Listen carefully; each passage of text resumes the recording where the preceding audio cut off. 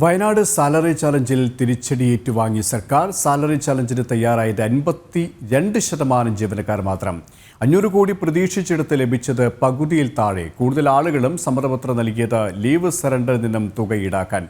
5 ദിവസത്തെ ശമ്പളം നൽകാനായിരുന്നു സർക്കാരിൻ്റെ നിർദ്ദേശം. ഇവരുമായി പ്രജിത് മോഹൻ ചിരിയാണ്. പ്രജിത്ത്, പകുതിയോളം സർക്കാർ ജീവനക്കാർ ഇതിനോട് എതിർപ്പ് പ്രകടിപ്പിച്ചു, വിമുഖത കാണിച്ചു എന്നാണ് മനസ്സിലാക്കാൻ സാധിക്കുന്നത്.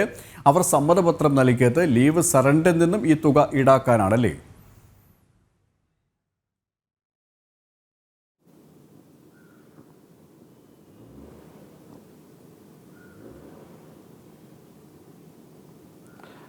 സുരേഷ്, വയനാട് ദുരിതാശ്വാസവുമായി ബന്ധപ്പെട്ട് വലിയ രീതിയിലുള്ള പ്രഖ്യാപനങ്ങളൊക്കെ നടത്തി, അല്ലെങ്കിൽ സാലറി ചലഞ്ചിലൂടെ പണം കണ്ടെത്താവുന്ന സർക്കാരിൻ്റെ പ്രതീക്ഷകൾക്കൊക്കെ വലിയ തിരിച്ചടിയേറ്റിരിക്കുന്നത് എന്നുള്ളതാണ് നമ്മൾ ഇതിൽ നിന്ന് മനസ്സിലാക്കേണ്ടത്. പ്രത്യേകിച്ച് ഏതാണ്ട് 500 കോടി രൂപയെങ്കിലും ഈ സാലറി ചലഞ്ചിലൂടെ CMDRFിലേക്ക് കണ്ടെത്താൻ കഴിയുമെന്നുള്ളൊരു ചിന്തയിലായിരുന്നു സർക്കാർ ഉണ്ടായിരുന്നത്. പക്ഷേ ഇതിന് വലിയ രീതിയിലുള്ള തിരിച്ചടി നേരിട്ടിരിക്കുകയാണ്. 52% ജീവനക്കാർ മാത്രമാണ് ഇതിന് സമ്മതപത്രം നൽകിയിരിക്കുന്നത് എന്നുള്ളതാണ്. എന്തായാലും ഈ സമ്മതപത്രം നൽകിയിരിക്കുന്നതിലും കൂടുതൽ ആളുകളും ലീവ് സറണ്ടറിൽ നിന്നും ഈ തുക പിടിച്ചുകൊള്ളാനുള്ളൊരു സമ്മതപത്രമാണ് നൽകിയിരിക്കുന്നത്. അതായത് ഈ സർക്കാർ ജീവനക്കാർക്ക് ഒരു വർഷത്തെ ബാക്കിയുള്ള ലീവുകൾ സറണ്ടർ ചെയ്താൽ അതിൽ നിന്ന് ആ തുക അവരുടെ അക്കൗണ്ടിലേക്ക് ശമ്പളത്തിനൊപ്പം വരേണ്ടതുണ്ട്. പക്ഷേ ഇത് കൃത്യമായി നൽകാറില്ല എന്നുള്ളതാണ് വാസ്തവം. അങ്ങനെ സർക്കാർ നൽകാനുള്ള തുകയിൽ നിന്നും അത് പിടിച്ചെടുത്തോളൂ എന്നുള്ളതാണ് ജീവനക്കാർ പറയുന്നത് എന്നുള്ളതാണ് ഇതിൽ ഏറ്റവും രസകരമായ കാര്യം. എന്തായാലും 500 കോടിയെങ്കിലും ലഭ്യമാകുമെന്ന് പ്രതീക്ഷിച്ചിരുന്നിടത്ത് 250 കോടിയിൽ താഴെ മാത്രമാണ് ഇപ്പോൾ ഈ സാലറി ചലഞ്ചിൽ നിന്നും സർക്കാരിന്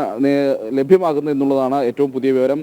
5 ദിവസത്തെ ശമ്പളം അത് ഈ സാലറി ചലഞ്ചിന്റെ ഭാഗമായി വിട്ടു നൽകാനായിരുന്നു സർക്കാരിന്റെ നിർദ്ദേശം ഉണ്ടായിരുന്നത്.